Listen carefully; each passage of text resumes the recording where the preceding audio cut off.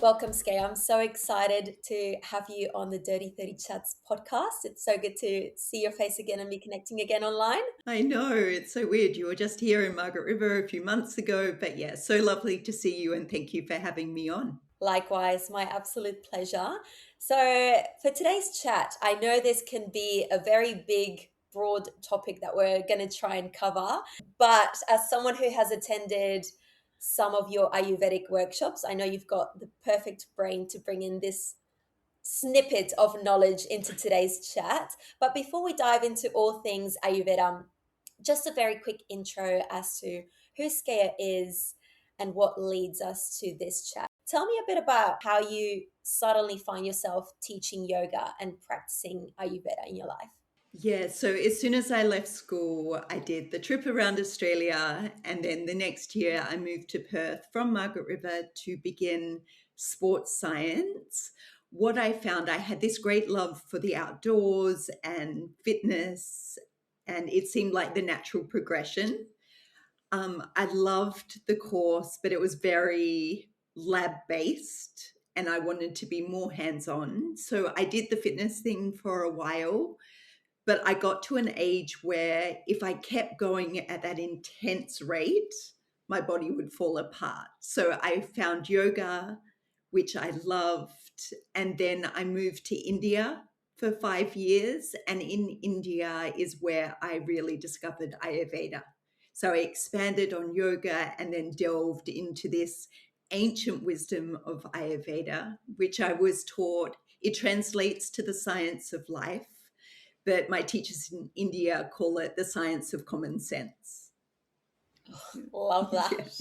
And once you hear about it, you go, oh, that just makes so much sense. It honestly does, as someone who's not a practitioner, but again, the workshops I've done with you and everything that you've been teaching in Margaret River that I was able to participate in has been amazing. Tell me a bit about when you decide to make that move to India. How old are you? What does life look like in Perth up until that moment? So in Perth, I had my own personal training studio, fitness. And then I got to that point. I went to Byron Bay to do my first yoga teacher training, where you are now. and then I came back and reopened as a yoga studio. So I made the transition within a month. I was teaching PT. I went and did a 1 month immersive training and came back and opened a yoga studio with a dear friend. And I just delved fully into yoga. I had a great team of experienced yoga teachers, so I was learning along the way. And then had a marriage breakup, sold the yoga studio, and India had called me already a few times. So I just thought, what better way? I mean, it was the classic eat, pray, love. Let's move to India. Let's have this spiritual journey and really discover myself, which was my mid-30s. That sort of pathway took me. So incredible. I think it's so valuable to hear as someone who's still navigating her mid 30s, those lived in experiences from someone who has already crossed into her 40s, still close in age. Who, we share so much. We're both Aquarians, and, the way we see life and always having our hands in many different pots, and like there's so many things I like that when I hear your story, it's always been so inspiring. So, when you land in India, what's kind of like your first step? You've sold everything in Perth, you've landed there. Have you got a connection to teachers, or are you doing some kind of retreat? What does life look like? I originally went back to the same yoga school that I'd already done trainings with, where I met an Australian girl that was already over there. And it just happened that she had to go back to Australia. I was in India. I didn't know how long I was going to stay there. Yes, I'd sold everything. So my book was open, what chapter I wanted to write.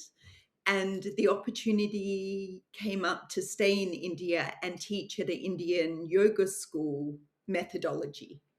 So I went from what am I doing to suddenly working and living in India. So I was very fortunate that things just fell into a natural progression. So I just ended up doing back to back yoga teacher training. So every month would have a new batch of students. And it was such an incredible experience as the only foreigner on the team. So I got this really authentic introduction to the way of life there. Absolutely. So fascinating. And so, were you learning about Ayurveda from the teachings of these other teachers? Were you studying simultaneously? How did that start kind of trickling in to your lifestyle? The thing is with Ayurveda over there, they just live it. So there was all these things where I'd say something and even the guys there go, no, you don't do that. That's not how you do it. And I'm like, what? And then I did some formal training as well as studentships with just teachers around. You just sat around and talked. And that's probably where I gained the most knowledge I have. It wasn't so much from the textbooks, it was from these conversations with these amazing, wise men and women of India. Wow. I feel like it's the ultimate experience, right? If that's the path you're choosing to take. And when would have this been? What year would have this been when you first moved to India? 2017 was my first trip. Went back in 18 and sort of stayed from there. Which I guess is, I guess for many countries in that part of the world, you would still find them pre peak and boom of travelers and people seeking those experiences. So I guess even though there probably was a lot of travelers doing yoga teacher trainings and stuff at the time, it's almost like that pre COVID timeline that things looked quite different to post. 2017 to 2020, like when COVID sort of jumped in there, the growth and the change in Rishikesh in northern India, where I was insane. Like when I left, you could get avocado on toast and like all the modern sort of yogi meals. But when I went there in 2017, there wasn't any of that nearly. But by the time I left, it was long macchiatos and croissants and everything that you could possibly want. It was very foreigner friendly, which came with commercialism. Totally. Now thinking in hindsight of that, I guess Skaya pre India, Skaya during India, what shifts do you start seeing within that kind of, I guess, like expand now into Skaya today? I mean, all the cliches are going to come up, but I was with this relationship very young from when I was at school to mid-30s. So I found myself in India. Nobody knew me. So I could create and discover my identity without anyone going, oh, that's not you. You've changed. And getting really like put out because you're not who they think you are. So it was the greatest gift that I was able to really establish who I was as a person and my values and what really lit me up in a foreign country where I didn't have to answer to past scale. So it was an incredible gift that I really got to tap into this innate wisdom that Ayurveda teaches. I can only imagine after, separation or divorce and selling, like the uprooting that already happened within that. And again, having been in a relationship for so long, this 360 change in every possible way in your mid 30s. Did you feel like there was apprehension from loved ones or friends or people in your circle at the time when you took this leap of faith, I guess? Well, definitely people didn't understand it because I think India is very polarizing. You either love it and you want to go there, or you've got no desire. But I am fortunate that my parents, both my mum and my dad, traveled to India in the 70s, loved it. And so they have these fond memories. So even though I was there during COVID, I was there till mid late 21. So I spent a good 18 months of COVID there. they obviously had concerns, but they never voiced it because they understood how happy I was, how content I was, and they understood India as a country. So, yeah, people still don't understand it for sure, but maybe they see who I am now that has been shaped from that period of time of discovery. I love that. And I guess as someone who, everyone obviously changes through the season, but I guess the changes that we're talking about here now are quite huge, like moving to India for 5 years and then deciding to relocate back to Australia in your late 30s, early 40s. Those are huge changes that I guess step a bit away from the norm in, quotation marks. Do you recall emotions or things that came along that next transition when you decide to leave India and come back to Australia? Well, I think yoga and Ayurveda helps you so much because hopefully you have all the tools from yoga and Ayurveda to gracefully make these transitions or have the tools to assist you with that. When I first came back from India, I hadn't left the country for 3 years. I hadn't seen my family or anything. And I thought, okay, it's time. Nothing's easing in India with the restrictions and travel and all of that. So I was on one of the special flights home, a lot of quarantine, all of that. I remember flying into Australia and just being so set on as soon as the borders open, I'm back to India. I was still very much in that mindset because I was so in love with everything about the country, my experience. And then I moved back to Margaret River, which I know growing up and when I was at school, it's like, I'm never living in Margaret River. Like, there's not enough happening.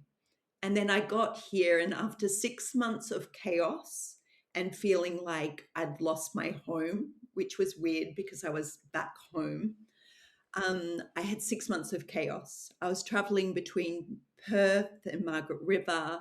I was teaching in both places. I was trying to integrate into a country that has so much wealth that still sort of favors materialistic sort of lifestyle to coming from India where they basically have nothing but everything, like their sense of family, community, and simplicity, which is also Ayurveda. It's simplifying life without the chatter. So it was balancing those two things, the privilege of being in the West compared to the richness of culture in the East. So it was combining, learning how to meld those two worlds. Such a pivotal time of change. I can only imagine, yeah, merging those two worlds into one. And yeah, the contrast of cultures and lifestyle is huge. Let's dive a little bit into what Ayurveda is for anyone who hasn't come across it or has maybe briefly heard of it. Tell us a bit about the philosophy behind it and what it entails. Yeah, so like I said before, it translates to the science of life. So it's aligning with nature's rhythms. And a principle is whatever's happening outside in nature is also happening within us. The weather is windy outside, it's blowing. That sort of unstable or swaying then also happens within us. So our thoughts may become more chaotic, our skin drier. It sort of mimics what's happening outside. So that's one of the key principles. But then it's based on three energies or three constitutions known as Vata, Pitta, and Kapha, which all have combinations of the elements. And us as individuals will always be a mix of all three, but will be dominant in sort of two of those. And we then have two constitutions. It gets so complicated real quick. We have two constitutions. So, one, our Prakruti, is us at birth. You can almost think of it as our DNA. So it's the color of our eyes, our hair color, things that don't change. And then we have our Vikruti, which is forever changing. We have a spicy meal. The fire element can then increase. So it's having these two, knowing that one never changes and one is forever changing. And it's learning to read the signs so that we can bring ourselves back into balance. So a lot of Ayurveda is also based on digestion. So our Agni, our digestive fire, if we can keep that strong, it can help minimize any kind of disease later on in life or immediately. And I guess that's where your Prakruti, is it, and Vikruti? Yep.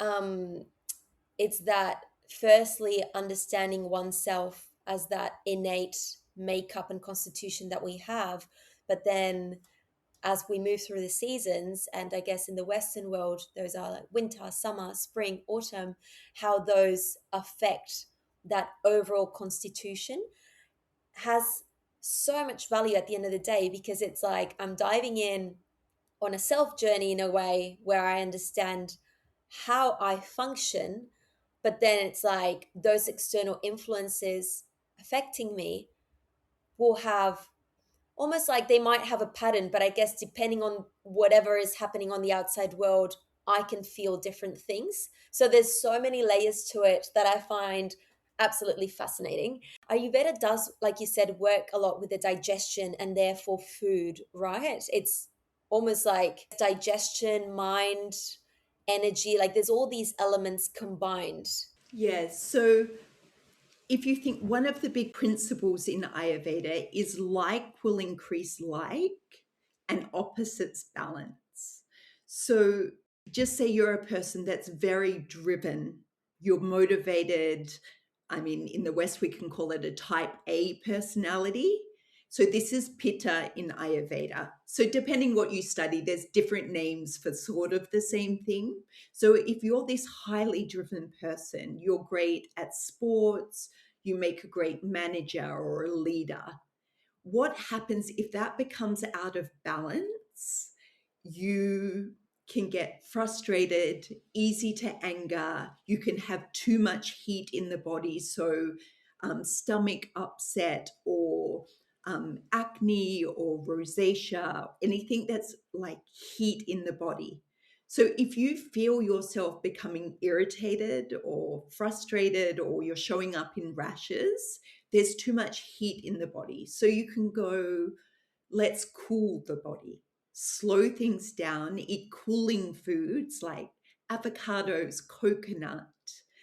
And then, as you said before, it's going to affect you on the physical level, so the rashes, the thoughts, the mental level, where you're irritated or your thoughts are irrational, and then emotional. So you have the anger or like the clenched fists where it all shows up. So it's doing the opposite to bring yourself into balance. And we do this sort of intuitively if the social constructs and we haven't lost that innate wisdom. So if you're feeling really hot, irritated, you're unlikely to want to eat a spicy curry. Like, I hope you don't, because then the two heats will just combust. Mm-hmm. So it's like, what do? You usually go for a cold drink or have a cold shower. You go for a swim. And I think as women, that we suddenly get to our late 30s, moving into our 40s, we suddenly learn to listen to ourselves. That wisdom where we know something probably isn't compatible for us. I don't like saying good or bad, but we just know some things aren't compatible. And we learn to listen to that and maybe put up boundaries for ourselves, for others, and just listen to our heart a bit more. Yeah, I love that. My brain is firing with all these questions. But before I lose a grip on them, the first one I wanted to say, and continuing on, I guess, that stereotype on the doshas, like we've got that type A personality, that fire with pitta. What would you say are like two brief stereotypes for vata and kapha? So, Vata is your creative type, your artist. So, they are very creative. They sometimes lack structure. They're more like the go with the flow. It's like maybe we'll do this, but then a thought will take them somewhere else. So they're definitely usually the creatives, the artists, the musicians, the painters, anything that requires, they're ruled by air and space. So if you think of that, it's like off with the fairies would be a stereotype. Hmm. Out of balance, anxious, a little bit of that nervous jitter, unable to focus. I mean, Vatas, if they have a cup of coffee on an empty stomach, will usually feel quite nauseous or get the shakes. That will be your Vatas. Yeah. I'm Like, lovely you. I'm laughing because I'm like, yep, me in a nutshell. Yep. And then for Kaphas, they are the ultimate friend. They are loving, they are caring, compassionate, will have this steady balance to them where they don't get irritated super quickly. But because of this slow, steady nature, if that becomes stagnant, then they can get lazy or sluggish and are prone to depression, like low mood. So they can get really stuck, and that's where weight gain and things could come in. So yeah. Amazing. And obviously, as again, someone that's done a bit of studying with you or learning with you, there's things like understanding that presence of elements like, say, air and space with Vata is so important because, as we were saying before, those external elements, things like, why does wind bother me so much? I hate a windy day.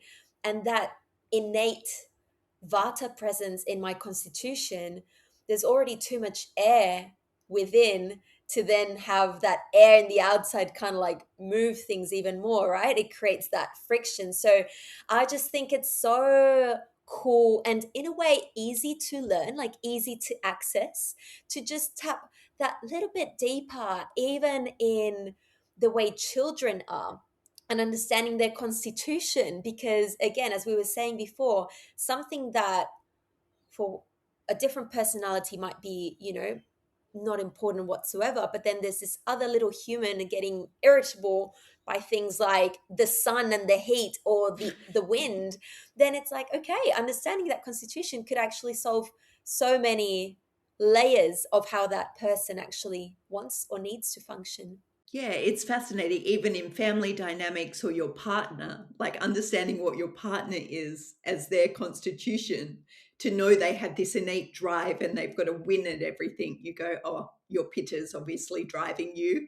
I'll just let you go and then slowly try and cool you down. And then sometimes the balances. I mean, I lean between a pitta and a kapha constitution. So I know I've got to get driven and get moving and get that sweat on so I don't get too low and stagnant. So, yeah, it's really understanding. And so sometimes in a partnership or friendship, having the opposites, where they say opposites attract, to like bring you into balance sometimes, as long as you have the awareness. Fully. Otherwise, you can Yeah, clash. absolutely. And reining in back Yeah. into, I guess, the age group of your 30s coming into your 40s or early 30s, what elements or factors are there to consider in terms of Ayurveda and how our bodies are working within that time frame, which is obviously quite broad? Yeah. I think the best thing you can do with Ayurveda is warm, nourishing foods, the way you live. Ayurveda would say, especially as you go through your 30s and your 40s, everything starts drying. We're not as like lush and plumpy as we used to because it's just the moisture getting sucked out of us. So Ayurveda would say, drink warm water, eat warm food. So you favor vegetables over crunchy, dry, cold salads. Um, so anything that's nourishing to your body. Routine is incredibly important, especially as we move through our years. So getting up at the same time, hopefully around 6, sleeping before 10 p.m. So between 10 and 2 p.m. is pitta time, which is the time for cell transformation and rejuvenation. So if you can really get to bed before 10 p.m., you're going to have the best chance of recovery and rejuvenation. So that's sleep cycle. In modern science, we call it circadian rhythm now. Ayurveda was onto that 5,000 years ago, but now we've got the science to prove it. So sleep cycles, eating your meals at the same time, lunch when the sun is the highest, this Agni, this digestive fire is the strongest. So trying to have your main meal at lunchtime rather than a heavy meal at night. At night, before sort of 6, 7 p.m. So you've got time to digest your food. So overnight, it's the cleaning up of the cells rather than processing undigested food. So there are some of the key points for everyone. And it's such a beautiful reminder too, because at the end of the day, living according to your circadian rhythm, or to, the different phases of the day in Ayurveda, like going through the different time frames where each dosha is more accentuated, like having a block of hours are more pitta heavy or more kapha heavy or more predominant, I guess, with vata. And just that is so huge. I guess it's, again, those people that like routine, but actually tapping into that cycle that happens within those 24 hours, yeah, has so much power and so much beauty in that. Yeah, some key examples of that. In the morning, you've set your alarm for 6 a.m. And then you're like, nah, I'm going to snooze, turn that off. And you get up at 8 a.m. You rarely feel rejuvenated and rested for those extra 2 hours of sleep because you've now woken up in what's considered kapha time and it's very sluggish and you can never seem to get your day going. It's the same at nighttime when we're talking about this pitta time. We may have had the Netflix on and it's one more episode, and suddenly you're beyond 10 p.m., but you're wide awake. So you've gone into this energy of pitta instead of being asleep and using the energy for rejuvenation. And then vata, which can be in the afternoon, is sometimes where you get these creative vision board sort of bursts of inspiration. Mm. Yeah, so it's quite interesting. The Ayurvedic clock, which is a whole another subject within Ayurveda, but it doesn't matter what constitution you are or combination or your imbalances, because that is just a way to live life. Hmm. Yeah, it just becomes a lifestyle at the end of the day. Yeah, Mm. absolutely. Now, heading into March, end of March, autumn, basically, that's around the corner in the southern hemisphere. With this change and transition, obviously there's elements externally happening and changing. What are good practices or tips to take to keep in mind as we transition external seasons like summer to autumn? Autumn is known as Vata season. So it's still dry, it's a little cooler. So as we come to this moist heat of summer, suddenly our lips will start cracking, our skin starts to get a little dry. So to compensate that, we go for the opposite. So think warm root vegetables like warm stews, soups to keep the heat in the body. Abhyanga, which is body oil massage, black sesame oil on the skin before you shower. People put it on afterwards, but try to moisturize your joints, your skin before you shower. Just be mindful, it's not the Chinese cooking black sesame oil that you find at Coles or Woolies. It's specific black sesame oil, otherwise, you'll end up smelling quite potent. Very good So, reminder, which you can usually find at health food stores anyway. absolutely. So, black sesame oil on the skin is amazingly nourishing. Adding a little bit more oil to your cooking. And then, if it's a really windy day outside, try to cover your ears, like with a beanie or a headband or something, and also your mouth and your nose and your chest. So it's trying to keep the air from really like stirring you up, Mm-hmm. and Yeah. warm feet. Don't get carried away. Socks on. Yeah, fully. I remember you calling me out sometimes when I was wearing like a very open chest, for example, in the thick of autumn. And as someone who's predominantly Vata, yeah, that was definitely wind and myself. Like that's the way I get colds really easily. Yeah, so protect your chest and sort of your ears. Mm-hmm. Amazing. I guess I've got one last question that kind of circles back with all of this. Is there anything that, I guess, in the modern world now, we live at such a fast pace, right? And often we do receive a lot of tips and advice and solicited advice to and information involuntarily through the internet of this is how you should do this and this is how you should do that. What would you say, stripping it back to very simple practices from Ayurveda and the lifestyle that you live, that are easy to implement without going crazy with changing your whole lifestyle, that would help, I guess, us women when we're in really busy periods and overwhelmed and, that general feeling that I keep sensing? What would you say are some good Ayurvedic practices to keep in mind? Definitely the routine of sleep and meals is incredibly supportive, and trying to simplify like one task at a time. So we could be on our computers, phone, eating a meal, like doing it all. Try as much as you can to strip it back. If you're eating dinner, eat dinner without the screens. Is so simplifying. In between meetings, just say you finish your work day or a meeting, you're in your car to go somewhere else. Just slow down and take 5 deep breaths. It sounds so basic, but it's enough to disrupt a pattern to go, oh, okay, I'm here. Like, be where your feet are. So it's just taking those micro moments to check in with how you're truly feeling, and then learn to trust yourself. I think we should really step up into boundaries where we'll have so many offers of so many things to do, but to honor your boundaries and what you truly need in that moment. So if you need to rest, rest. If you need to socialize, socialize. Like, don't get caught up in this crazy merry-go-round of life.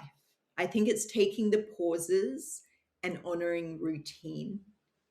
I think it's a beautiful thing about getting older. We do become more powerful in what we know we want and need, and following those intuitions. Absolutely. Beautifully said. I've got one very last question before we wrap up. And as an Aquarian sister, our birthdays are coming up, and we've always taken a lot of pride with sharing our sun signs. What would you say is something you want to invite or call in as we enter, I guess, the year of the fire horse and we enter a new lap around the sun? Anything that comes to mind that you'd like to bring in this next year ahead? Well, I've heard from multiple sources that it is an Aquarian year and we're going to really own it. So I think it's chasing joy a little bit more, like following really what lights you up without society's expectation of what you should be doing in your 30s or your 40s, and just following your own path and honoring that instead of going, I should be doing this, I should be doing that. It's like, actually, I want to go and do that crazy thing. I'm going to go do it. Like, whatever lights you up, I think we should follow that. That's my aim. Amazing. I love that. Well, thank you so much for your time. I have loved our chat. Loved it too. I'm wishing you a very beautiful birthday ahead if we don't speak. And I'll make sure to tag your Instagram profile on the show notes. I'm sure that anyone following can just take so many beautiful snippets of wisdom just from that with your yoga teaching and your Ayurvedic knowledge. So, yeah, thank you so much for your time, Skaya. Thank you so much for having me, Sarah.